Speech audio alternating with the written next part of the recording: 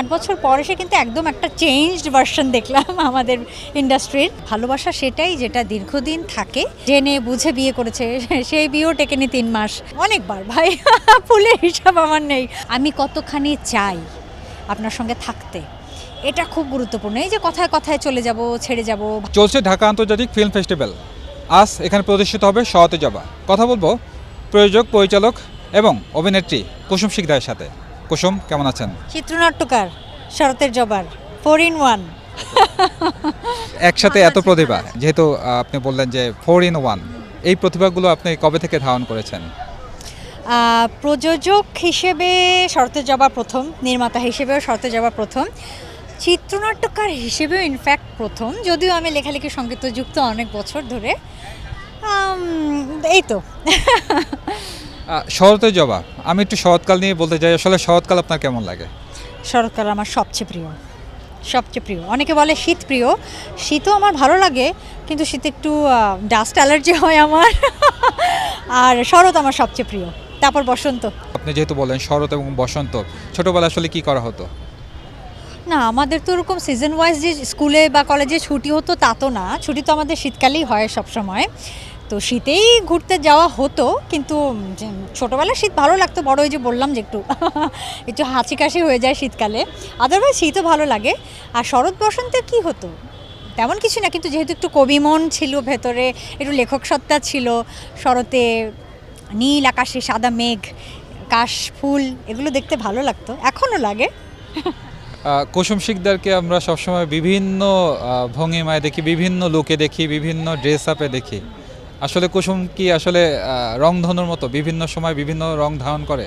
বাহ, এটা তো খুব সুন্দর বললেন, দারুণ। মানে বেনিয়া সহকলা, সুন্দর। হ্যাঁ, ক্ষতি কি, ভালো তো। আচ্ছা, নিজের আসলে পছন্দের পোশাক কি আপনার? আসলে অ্যাজ ইউজুয়াল আসলে পরা হয় কি কোনো প্রোগ্রামে গেলে বা অনুষ্ঠানে? আমার পছন্দের পোশাক শাড়ি, কিন্তু শাড়ি সবসময় আসলে ক্যারি করা যায় না। শাড়ি একটু চেক করতে হয়, কুচিটা ঠিক আছে কি না, আঁচলটা ঠিক আছে কি না। সো যেসব প্রোগ্রামে একটু বেশি খাটুনি থাকে বা একটু দৌড়াদৌড়ি করতে হয়, সেগুলোতে শাড়ি খুব একটা পরি না। ক্যাজুয়াল বা কমফোর্টেবল কাপড়ই পরি। নিজে যখন দেখেন যে আমার এত ফ্যান ফলোয়ার বাড়ছে বা আমার ছবি যে একটা এখনও সেই জায়গাটা আমি ধরে রাখতে পেরেছি, নিজের কাছে আসলে কেমন লাগে বিষয়টি? না, ভীষণ ভালো লাগছে আসলে। সত্যি কথা বলতে আমি কিন্তু 8 বছর কাজ করিনি একদমই। 8 বছর কিছুর সঙ্গেই জড়িত ছিলাম না ইন্ডাস্ট্রিতে, এবং এই 8 বছরে কিন্তু অনেক পরিবর্তন হয়েছে আমাদের ইন্ডাস্ট্রি। সোশ্যাল মিডিয়ার কথাও যদি বলি, অনেক পরিবর্তিত হয়েছে। তো আমি 8 বছর পর এসে কিন্তু একদম একটা চেঞ্জড ভার্সন দেখলাম আমাদের ইন্ডাস্ট্রির। তারপর আপনি যেটা বললেন যে হ্যাঁ, সোশ্যাল মিডিয়ায় আলোচনা হয় বা অনেক সময় দেখি যে ভালো লাগা মানুষের দেখতে পাই আমার প্রতি। হ্যাঁ, আমার ভীষণ ভালো লাগছে, সত্যি ভালো লাগছে, আমি এনজয় করছি। এবং শরতে জবার প্রতিও আমি প্রচণ্ড ভালোবাসা দেখেছি, দর্শকদের, আমার ভক্তদের, আপনাদের। আমি খুব এনজয় করছি এখনও। এবং এই যে ফেস্টিভ্যালে, ঢাকা ইন্টারন্যাশনাল ফিল্ম ফেস্টিভ্যালে প্যানোরামা সেকশনে শরতের জবা অফিসিয়ালি সিলেক্টেড হয়েছে, আমি ভীষণ আনন্দিত। আপনাকে জীবনে কে কতবার ফুল দিয়েছে এবং কোন ফুলটি দেওয়া হয়েছে বেশি? হ্যাঁ, অনেক ফুল পেয়েছি বিভিন্ন অকেশনে, আমার জন্মদিনে, এমনকি ঈদেও, পূজায়, বা আমার যে কোনো অ্যাচিভমেন্টে, অর্জন প্রাপ্তি, সব কিছুতেই হ্যাঁ মানুষকে গিফট দেয়। কিন্তু ফুলটা খুব সহজলভ্য যেহেতু, এবং ভালোবাসে মানুষ ফুল দিতে এবং পেতে। সো হ্যাঁ, অনেকবার ভাই, ফুলের হিসাব আমার নেই, অনেক অনেক অনেকবার পেয়েছি। আপনিও কি দিয়েছেন, মানে আপনার প্রিয় মানুষকে বা পছন্দের মানুষদেরকে? হ্যাঁ, নিশ্চয়ই নিশ্চয়ই নিশ্চয়ই আমি আমার প্রিয় মানুষদের ফুল দেই। সবচেয়ে বেশি দেই কাকে জানেন? আমার মাকে। আমার মা ভীষণ পছন্দ করে ফুল। আমার মায়ের ফুলের বাগানও আছে অনেক বড়, যত্ন করে করেন উনি। তো মাকে আমি ফুল দেই সুযোগ পেলেই। আচ্ছা, যেহেতু জানুয়ারি মাস চলছে, সামনেই ভ্যালেন্টাইন অর্থাৎ ভালোবাসার দিবস চলে আসছে, আপনার কাছে তুই জানতে চাইবো যে ভালোবাসার সংজ্ঞাটা কি আপনার কাছে? ও বাবা, কঠিন কোয়েশ্চেন। ভালোবাসা আসলে খুব অল্প দিনের হয় না। ভালোবাসা সেটাই যেটা দীর্ঘদিন থাকে, এবং আমার আনন্দে যে আনন্দিত হয়, আমার দুঃখে যে কষ্ট পায়, এবং আমাকে সবসময় আমার বিপদে বা আমার যখন প্রয়োজন তখন আমাকে যে সঙ্গ দেয়, এবং সেটা একদিন দুদিন, 1 মাস 2 মাস না, 1 বছর 2 বছরও না, দীর্ঘদিন ওই পথ চলায় যে আমার সঙ্গে থাকে, সেই আসলে আমাকে ভালোবাসে। এটা অনেক কঠিন ব্যাপার। এখন তো মানুষ প্রেমের বিয়ে করে বা অ্যারেঞ্জ ম্যারেজ করে।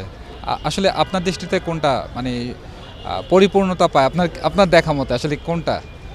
আমি তো দুটোই দেখেছি ভাই, এমনও দেখেছি যে মানে অ্যাফেয়ার ছাড়া বিয়ে হয়েছে, বাবা মা বিয়ে দিয়েছে, ভালো আছে তারা।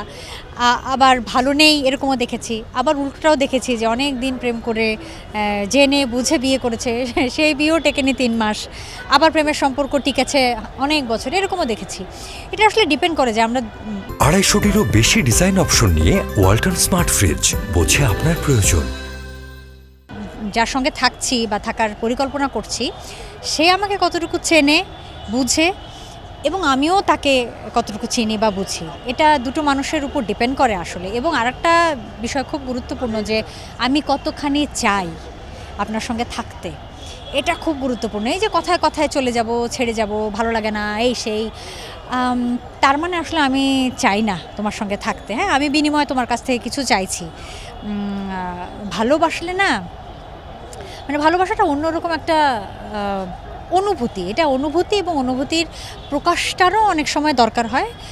সবসময় মনের মধ্যে চেপে রাখলে আসলে অন্য ব্যক্তিটা বুঝতে পারে না যে তাকে আরেকজন কতখানি ভালোবাসছে। সো অনুভূতির প্রকাশও কিছুটা থাকতে হবে। দর্শকদের উদ্দেশ্যে কিছু বলা আছে কিনা? এটাই বলবো যে এখন এই ঢাকা আন্তর্জাতিক চলচ্চিত্র উৎসবে আছি আমি। আমি দেখছি এখানে মানুষের সংখ্যা একটু কমই আছে। তো আপনারা আসুন, এখানে দেশি চলচ্চিত্র দেখানো হচ্ছে, বিদেশি চলচ্চিত্র দেখানো হচ্ছে। প্রায় 75টি দেশের বোধহয়, না 75টি দেশের প্রায় 220টি চলচ্চিত্র এখানে দেখানো হচ্ছে। আজকে শরতের জবা স্ক্রিনিং হচ্ছে। আপনারা আসুন, শীতের আমেজ আছে, মুভি দেখতে ভালো লাগবে, উৎসবটাও জমে উঠবে।